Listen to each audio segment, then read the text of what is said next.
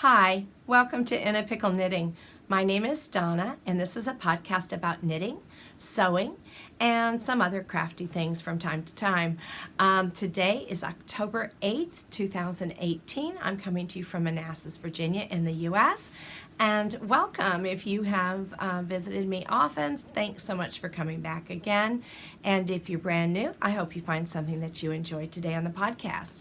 Today, I'll have some finished objects, some works in progress, our children's fiber-related literature book, and some talk about visiting the Shenandoah Valley Fiber Festival last weekend. And then we have lots of prizes to give away this week, I think 4, and also a new make-along.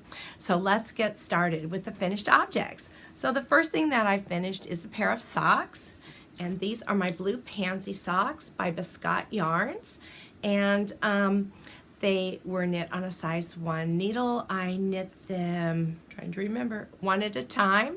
I was using magic loop, and I have a 2x2 rib here at the top. It's fairly short, and then I did a shorter leg. I don't know.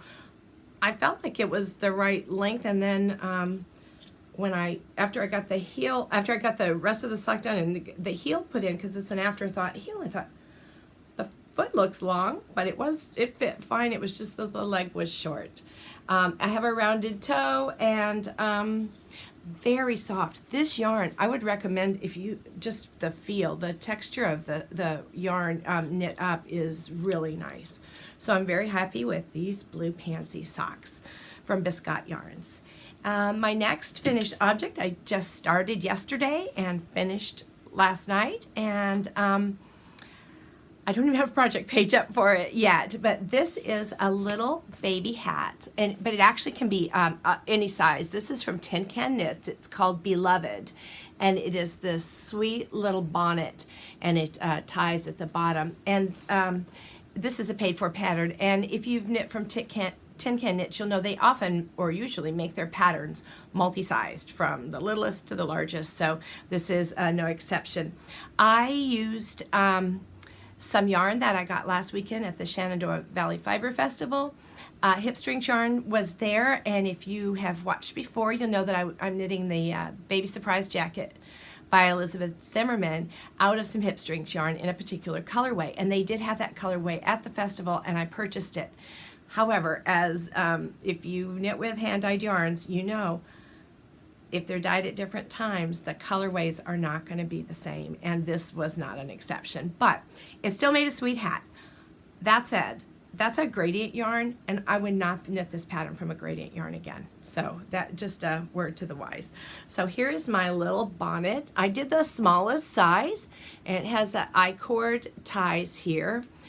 Very interesting construction. I thought the pattern was so clever and so much fun and quick to knit. I'd have finished it faster. I started it actually like 5 yesterday afternoon, 4 or 5, but I made some mistakes. Well, one wasn't a mistake. Part of it was, as I got the first part done, which was this side, because you knit it from one tip here up and over to this tip, a gradient, then it wasn't looking right. Actually, this was the side I started on. So it has all this dark green, and what was happening was it was turning a lot of white.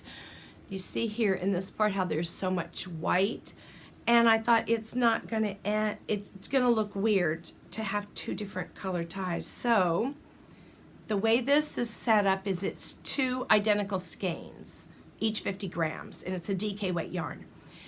And it's 90% Targhee, 10% nylon blend, and I love knitting with it. It's so squishy. It's stretchy and bouncy, and it's wonderful. But what I had to do is go get the other skein, and I ripped back to, well, I had to rip back because I made a mistake. So then I was kind of like right in here, and I thought, I'm gonna weigh it and then go up and get that much more yarn, even though I knew that would be a little bit too much.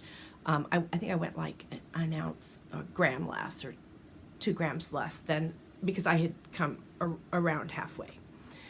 And then I did it so that I would be with the dark at the end. So I'm much happier with that, but it was not exactly ideal for this yarn because now I won't be able to use it the way it was intended to be, but that's okay. I actually think from this, I could get, just the way this looks, I think I could get a pair of booties out of it. So it'll be okay. And I also still have a ball. This is what's left, but there's less of the dark left. It's more of the light. So I'd probably use the light part. Anyway, I would recommend this pattern if you have a baby to knit a hat for. It was fun. DK weight again, and I used a size 5 needles, I think. But I will make a project page. I've got the needles sitting over there. I will get the right size on the project page and some pictures up there maybe later today. So that's my second finished object, and then I have a sewing or quilting finished object to show you.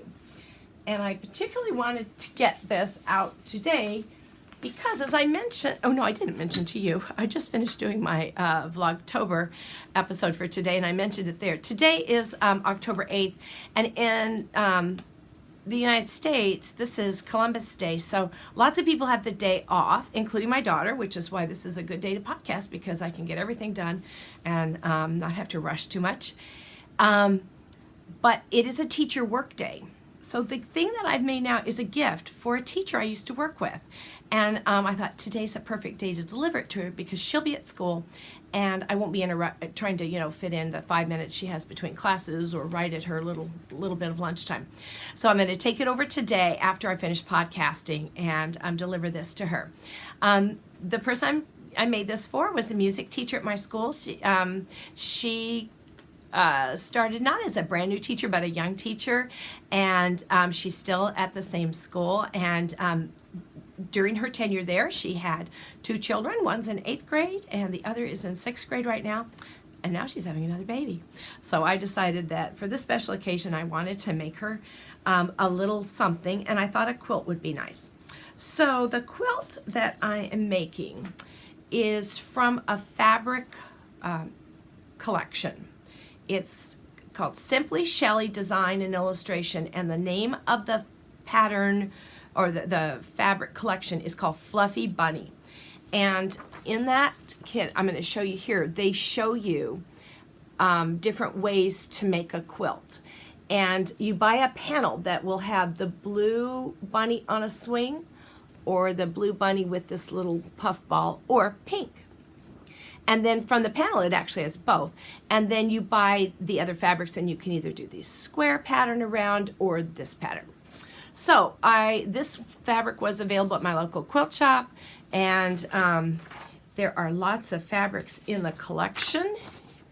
Here are some of them. There's polka dots and those little fluffy things, dandelions, a plaid, the tossed bunnies, and you've got blue, pink, yellow, and white. So I made this quilt. Now it is the softest flannel in the world. It's so delightful. But sewing with flannel, it gets a little stretchy. I found I've really never sewn on flannel before, other than maybe when I was first sewing as a 14-year-old. I made a pair of pajama pants out of flannel, but I don't remember much about that.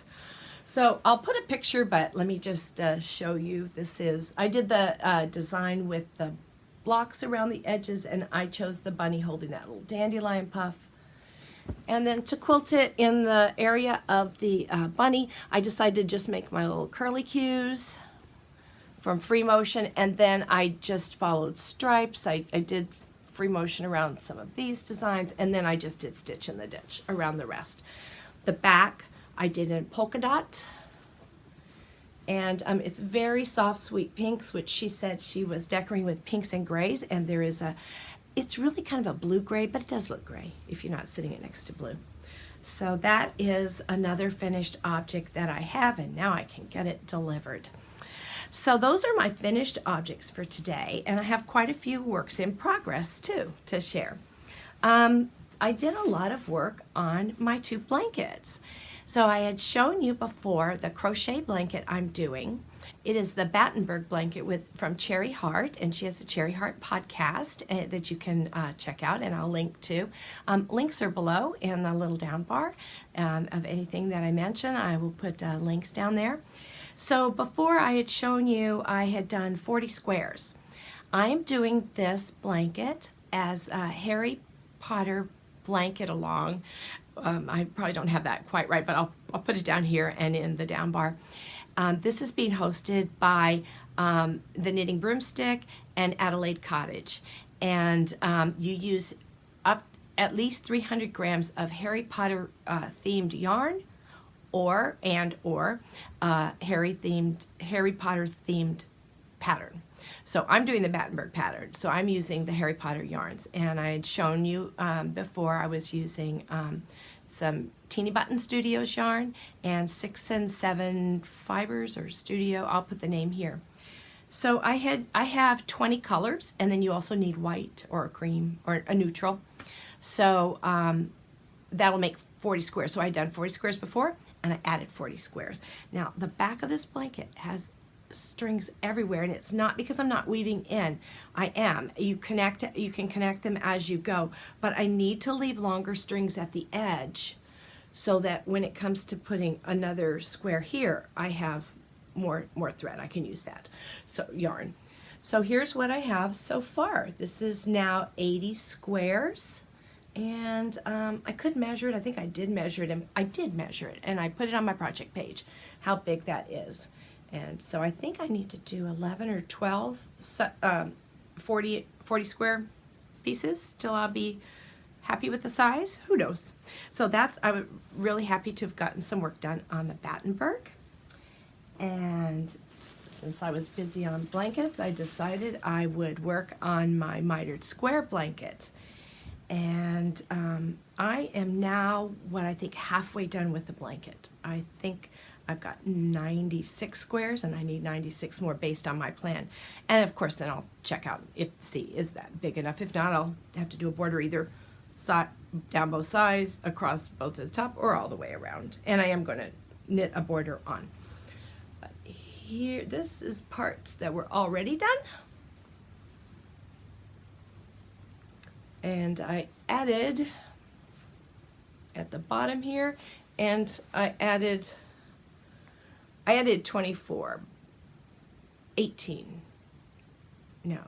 30 blocks maybe, because I did all the way down one side, which was 12, and all the way down the other side, which was 12, and I did one across the bottom, which I think was 6 or 8.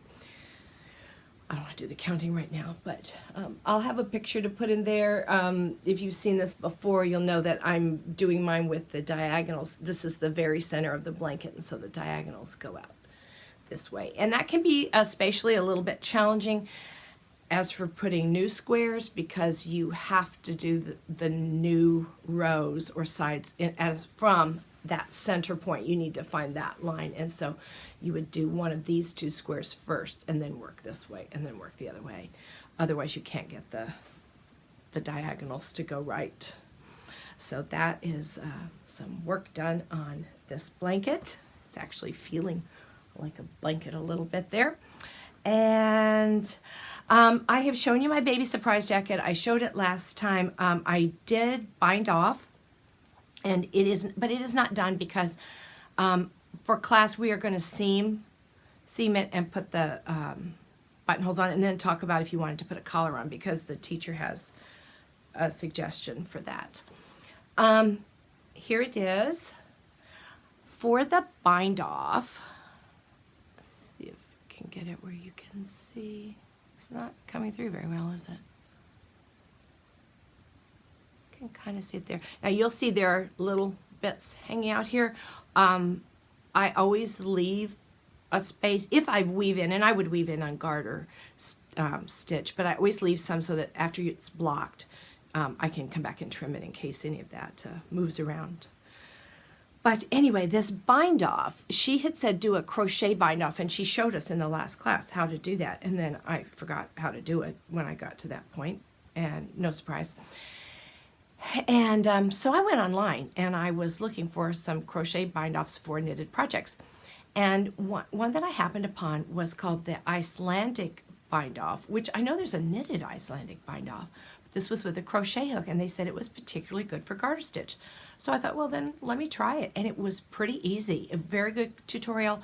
I'll find it and I will link that tutorial for you.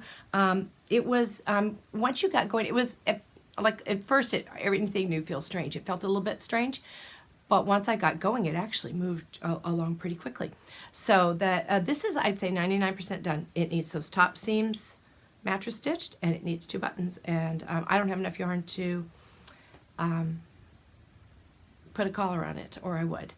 So as it was, I had to cut a few rows out, and it's shorter and doesn't come together quite, it doesn't overlap quite as much because I was just absolutely out of yarn. I don't have that little scrap here, but it was about this big.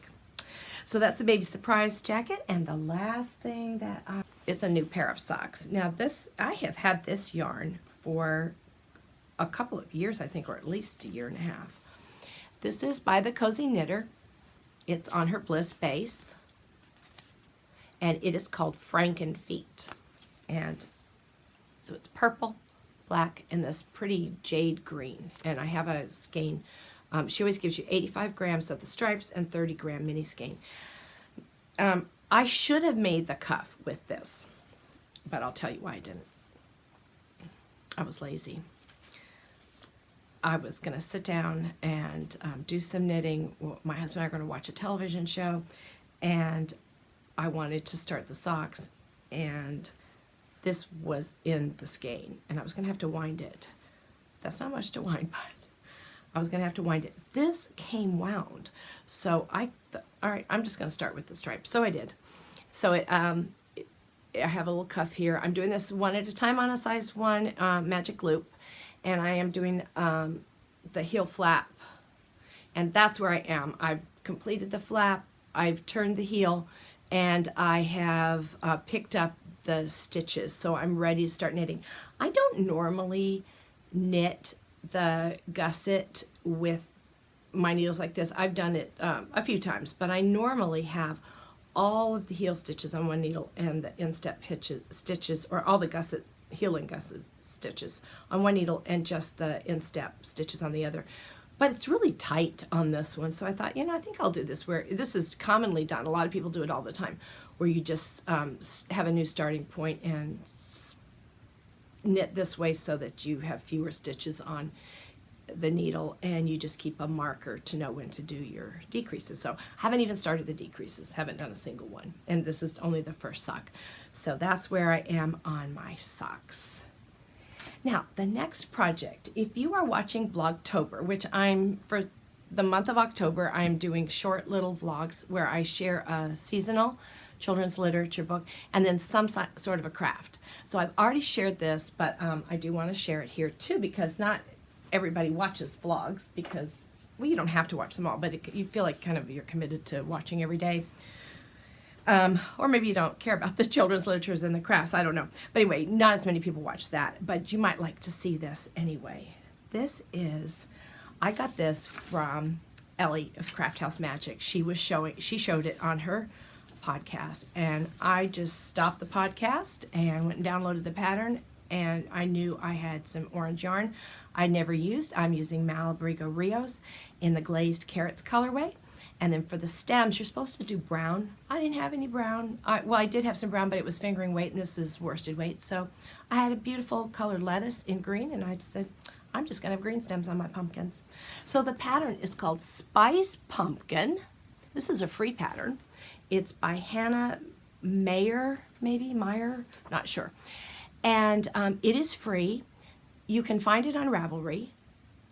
But you actually are directed to another site to download the pattern. I was directed to KnitPicks, and that's where I just downloaded and printed it out. But it's got 2 patterns. It has the knitted Spice Pumpkin and the crocheted Clove Pumpkin.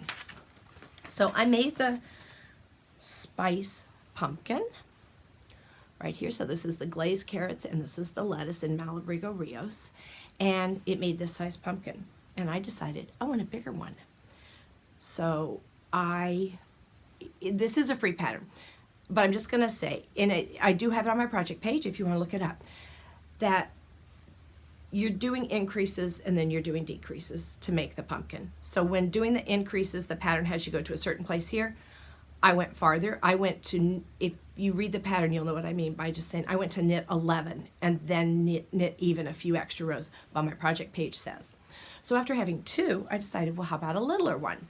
So I did the same thing. I just adjusted the pattern and I only increased up to knit 6 and did a few even and then did the decreases. So I have a set of 3 pumpkins, which I am in love with. I just think they're beautiful. I still had some yarn and I thought, okay, I'm not a crocheter. I can crochet a granny square. I have very few skills. But I'm going to give it a try because I'll just go to YouTube if I need help. And I made the clove pumpkin in crochet and I am just delighted with it. I did a couple things different. The beginning part, they said to use a certain kind of a way to begin and you wouldn't have a hole, but I knew I was there. You can't even see the hole now, but I was using that hole for finishing off the pumpkin because you're going to pull some yarn through to make the little ridges. So I thought, I don't mind if there's a hole, and I was having trouble. I was watching a tutorial and I was having a little bit of trouble with it, so because again, I'm not a good crocheter, but I know how to just start with a little ring. So I just chained 5 or 6 and used a ring and it's fine. There's no hole. So if you only know one way, you can do that. But I love this. Now, here's what I'll say. This is the pattern. I did not increase this. And this is the size I got from the knitted. So this actually matched the one more, it's even bigger than the one that I enlarged. So I would like to crochet 2 more, a medium and a small, but I'll have to just take the pattern and go down from there because it made a bigger pumpkin for me. And I don't remember what size hook I used. They said to use, oh, I'm looking at the knitted one. They said to use it E4 or 3.5 millimeter. I think that's what I used. I think I followed the pattern because I didn't know what to do. So I ran out of yarn. I have just the tiniest bit, not even enough to do the smallest pumpkin knit. So, and this uses a lot more yarn when you crochet. So I went over to my local yarn shop yesterday where I had purchased that at Yarn Cloud and thought I'll see if they have some more, and they didn't have that color. I'm not surprised. I've had that in my stash for a long time. Here's what I have left, and that's just not enough. But they had this color. This color's called Sunset. Yeah, Sunset. And I thought, it's not the same color, but pumpkins aren't all the same color. And so I'm not sure they go together great, but what I'm going to do is I'm going to crochet them all in this color. I'm going to make this one again, and I'm going to give this to my grandson because he likes playing with it. So I'm going to crochet 3 out of this. I hope I have enough yarn to do that. So how fun was that? I've really had a lot of fun doing those little pumpkins. So that's a work in progress, but it's also finished objects. So it kind of goes in both categories. And that's all I have that I'm working on right now. So let's move on to the children's literature book. I forgot to say, because I did want to mention what I stuffed those pumpkins with. And I used this product here called Silky Soft. I bought it at Joann Fabric Store. It is the Ultra Plush Fiber. And I have stuffed things with this fiber before, this fiber felt, and I really like it because it pulls apart. And you can also, not that you need to mold too much with the pumpkin, but in other stuffed things, this molds really well. Once you've got it all stuffed in there, you can kind of squish it around and it will stay pretty well. So I've been really happy with this polyfill product, Silky Soft. Okay, so I wanted to mention that. So our children's fiber-related literature book for today is called How to Spin a Rabbit by Helen von Amen, illustrated by Eric Motterer. And this is a sweet little story of some bunnies. Let me show you the illustrations here. and how they come to live together. A lady meets them and brings them all together, and they have different color coats, and they just go through some of their little exploits and where they sleep, and how she cuts off their wool. Some people call it wool, some people call it fur. And she calls them little fur factories, and then she spins it. So there's a fun part there. And they even go through words like, this pulls into the orifice, and in parentheses, a big word for hole. So they explained or defined some vocabulary here, and then she knits things up, and the children like playing with them. And it talks about in here that they are Angora rabbits, and that Angora comes from rabbits, even though there are Angora goats from which we get mohair. A little confusing. So this is a sweet book. I've had it for a while, and I forgot to check and see if it's still in print. But you might, through Amazon, be able to get a secondary market if it's not in print. Very, very cute story. And I chose it for a reason, which I will relate to a little bit later. So that's our children's literature book for today. And let's see. Next, I want to talk about going to the Shenandoah Valley Fiber Festival last weekend. So the festival is held in Berryville, Virginia at the Clark County Fairgrounds, I believe. And this was their brochure this year. And it was held September 29th and 30th. It actually, I think, was even the day before that was some just classes. And so there were quite a few classes. They had more vendors this year that I've been. This is my fourth time, I think. I'm pretty sure it's the fourth time that I've been there, and it seemed like there were a lot more vendors. It was a really nice day for it. They do have animals there, a lot of vendors. They have the sheep herders doing a demonstration with the sheep and the herding dogs.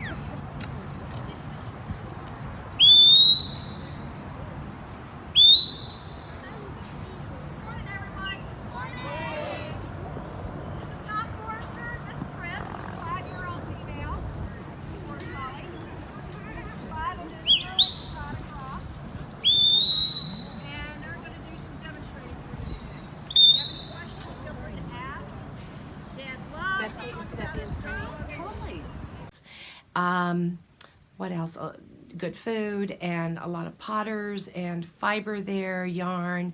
It was really nice. But one thing that I stopped and talked with a lady for a while was she had the most beautiful white rabbit. It was an English Angora, and she was telling me that they have the softest wool. And was so friendly and so sweet. It was a 4-month-old, and I put a picture here, and that's why I decided to do how to spin a rabbit for you this time, because of this cute little rabbit that I saw at the festival. So I'll be showing you its picture here. And I don't normally go through everything that I purchased, but there were a few things that I wanted to share. I was looking for minis because I'd just been working on that on my mitered square blanket, and I have a lot of leftover, but I was trying not to like duplicate colors in it. I don't know why. I probably will end up duplicating, but I thought, well, if I see some pretty minis. So I did see this set of minis, and they're all kind of with a taupey gray background and then just speckled throughout. And these look nice in the blanket, I've decided. So I got this set, and these are from 29 Bridges Studio. And I won't show you the whole card because she's got a coupon code there, but here's her card, 29 Bridges Studio, and she is in Maryland, and I'll put any information down below. And she included a couple of, a progress keeper and 2 progress keepers on her little card with your purchase. So those I'll be happy when next time I go to do something on the blanket, I will wind those up and add some of those to the blanket. And another skein of yarn I saw, this was the second sparkliest yarn I've ever seen. The sparkliest one was there also at her booth.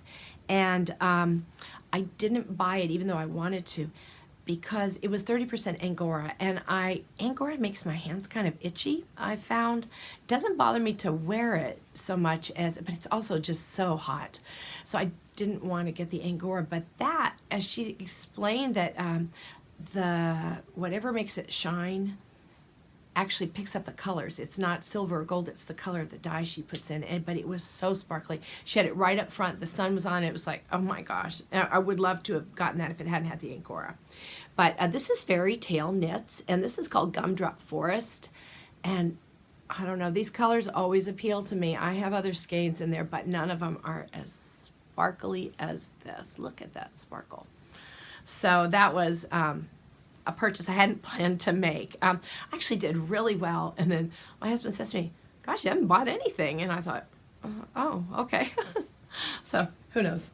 The next thing I wanted to tell you about, and I'm telling you about this because I just think you might be interested in this. I was really interested in it. It's called the Space Cadets. And she had, you know, lots of beautiful yarn, but she had these sets of minis, and that's what I was looking for. And she started telling me, well, this is part of a mini club. But it's an interesting one because each club, each month, the colors, these are in a certain order, and they tell you on here which one is which. So they all have little tags.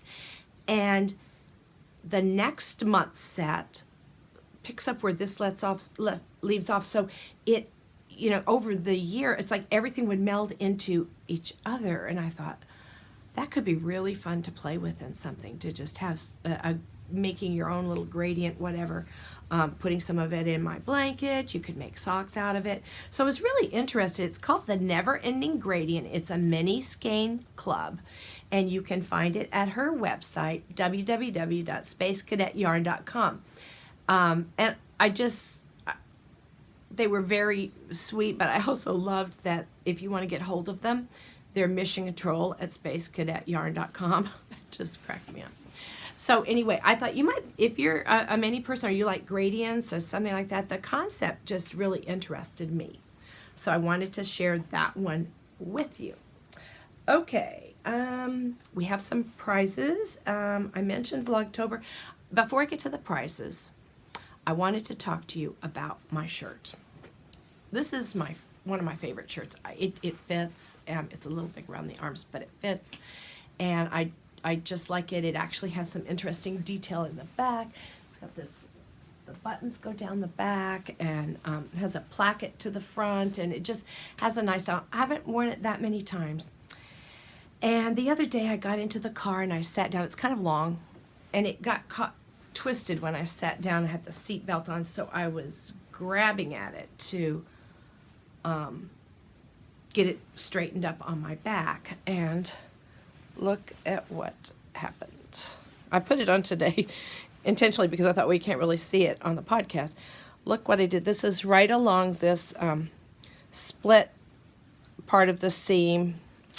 So that's a hard fix. So I was trying to decide, and I think maybe somebody out there will have a great suggestion. Here, the things I've thought about is it is a little loose, so I could actually take both side seams out, redo the seams, and sew it back together. But these have, are they called felled seams? They're like the side of your jeans where it's the seam is almost like a French seam, and then you fold it in and sew it down again. So it's a strong seam, and it's a very nice looking seam. There's no, you know, everything's closed in. But if you do that, you have top stitching, and this is the closest color I've been able to find. So it doesn't match the color that's been top stitched here. So I don't know about that option. I could just do a different kind of a seam on the sides. Take both side seams out, put a normal seam, serge it up or something like that. So that's another option. But then I thought, since I like the blouse, maybe what I'll do is actually cut the entire thing apart, make a pattern from it, and sew another one myself. And then, you know, I could do different things to it. So if you have any great suggestions. Oh, and I also thought, well, I could just, because when you lay it flat down, you know, you can hardly see it. I could do a stitchery something underneath, like patch it from the back side and just wear it around the house or something, because you'd hardly notice it if it was like that. But any good seamstresses out there, sewists, if you have a help for me there, I would appreciate it because I really like the shirt. And it was not inexpensive either. So let's get on to our prize winner, something a little more interesting to you than my ruined shirt. First of all, on my Vlogtober, I offered a little giveaway the other day, and I didn't want to do the drawing the very next day. I wanted to give people time to have watched it, but I went ahead today and drew a winner, and we had 78 unique comments in that, and the winner is Patty McReynolds. So Patty, I've seen you make comments before, but I don't have any address information. So if you want to email me at inapickleknitting@gmail.com, and just in the subject put that you're the vlog winner, and if you can give me your full, well, I have your full name, but your address, mailing address, and also, okay, this was the prize for those who aren't watching the vlog. It's a little Halloween drawstring bag, but it doesn't have the drawstring in it. It does have a pocket. Patty, if you'll tell me if you wanted the black and white polka dot drawstring or the orange, or if you have another suggestion. I do have some cording, but it's white. I have some white cording, so if you prefer that, that's another option. So let me know, Patty. Thanks.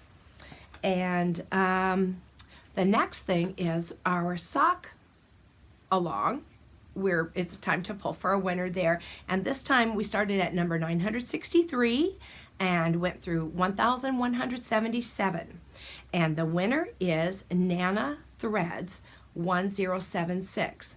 And Nana Threads, you're in luck this time as a winner, because in addition to some yarn, we have a free sock pattern that's being given to us by, it's Tucker Dory is a Ravelry name. And if you go to our sock finished objects or chatter threads, you will see she is a sock knitter. She's knit so many beautiful socks, so you can see some of her handiwork there. She wrote her first pattern, and so she is offering that pattern to you. So you'll be getting a copy of this pattern here, and it is called Stormy Days Socks by Ann Tucker. And you'll notice that she has gray and then the rainbow, so like a cloudy day. So I am going to send you yarn to make that pair of socks. Now there's a gray. All of this yarn is from Mothy and the Squid. And this is the a nice gray is the name of the colorway, and it is a 75-25, and it's a how many yards are in here? Well, she just says meterage. It's 420 meters per 100 grams. So it is a 4-ply sock weight yarn. And then the pattern says that of the colored rainbow yarns, you're going to need 6 colors. And I have 7 colors here. No, I have 6. Yeah, I do. I have 6. And it says that you need 3 to 4 grams per color. I'm going to wind off 6 or 7, just to be sure, of each of these little mini skeins, and include that with the sock yarn. So if you want to make that pattern, which is being so generously given to us by Anne. Thanks so much, Anne. And she also gave me a copy. So that's why I don't want to send the whole thing. I want to have enough left for me to make a pair too. Our next winner, so that's our sock along and our vlog winner. And then our shawl along will be next time I podcast. Our project bag, if you made a drawstring project bag and put it over in our finished object thread, we had 37 people put bags in there, or 37 different bags. So I drew between 2 and 38, and the winner was number 30, which is Gail O. Jackson. So I'm assuming your name is Gail. Gail, if you will send me a private message in Ravelry and tell me that you're the project bag winner, you are going to win, I think, this bag. I think it was this one. It had the tag on it. Enjoy the journey. And that tag kind of moves around a little bit. You can get it straight by just pushing on it. It's just been disheveled. So this is with the blue interior and a handle. So that is for Gail. And then we had the 5,000 subscriber giveaway, and that was done on YouTube in the comments section. And we had 234 unique comments. And then YouTube, you just put in the URL for that particular YouTube video and tell it to pick a random person, so it gives you a name. So I don't know the name here, and I'm going to put down below here Mijejo, and that was twice in there. And the interesting part of this was she raises Angora rabbits, so rabbits are the theme today. So congratulations, and you won this project bag, which has a different kind of drawstring, and it also says enjoy the journey, and it has that cloth and does not have the attached handle. So if you will send that, if you'll send me a private, no, why don't you do, since that was a YouTube, why don't you also do Gmail, inapickleknitting@gmail.com, and I will, please be sure and give me your name and your full name and your mailing address, and I'll get that out to you. So that's our 4 prizes today, and the baby projects will be mid-November. The oldies, finished objects will be, that's just ongoing. I don't know when we're gonna do that. And lastly, I want to start another make-along, and this one is going to be for making mittens, and we did a mitten along last year, so I want to do another one, and we're going to have it end early January. I'll open up a thread today, and a chatter and a finished object thread, and this will be mittens that if you're less than 50% done right now, so no finished objects and only whips that are less than 50% complete at this time, you can enter those, and finished by early January, so it gives you time. You can enter as many times as you want. And the prize is going to be something that I bought at the Shenandoah Valley Fiber Festival, and that is this Blue Sky Fibers mitten kit. It's a 21 color mitten kit, and so it has the main color, the pattern, and all of these little minis to make these striped mittens. So as you can see, they haven't been done symmetrically, but I guess you probably could. And that will be our prize. So early January, we will draw the prize. I'm going to start a pair of mittens that I'm going to do the Sweet Nectar mitts by Tanis from Tanis Fiber Arts. And if you will notice, there is a hummingbird and a flower on the other mitten, and notice how the beak even lines up perfectly in the mitts. These mittens are different in that they're lined, so you actually knit a liner, and you knit the liner, and I bought the kit to knit it. She sells several through Tanis Fiber Arts, and I will put their link here. This is the inside color because it is a fingering weight yarn, and I think these are Sport or DK. And so this is your background color and your contrast color here. So this is a gradient, and as you can see, that's a gradient yarn for the contrast there too. So these are what I'm going to do, but I'm not sure I'm going to line them, just because a wool mitten for me is already really warm.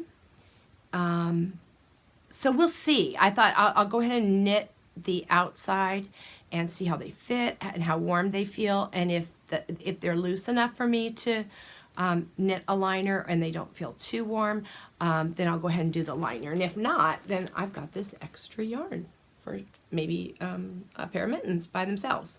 So that will be our next make-along. And I think, let me just look, and today I am grateful for all of the people who are being so sweet in their comments on Vlogtober that I'm doing right now. I have such a nice little group of people who watch, and they have such nice things to say, and I'm so grateful that you're kind. As I've seen on a t-shirt recently, with so many things we can be in the world, let's be kind. Bye-bye.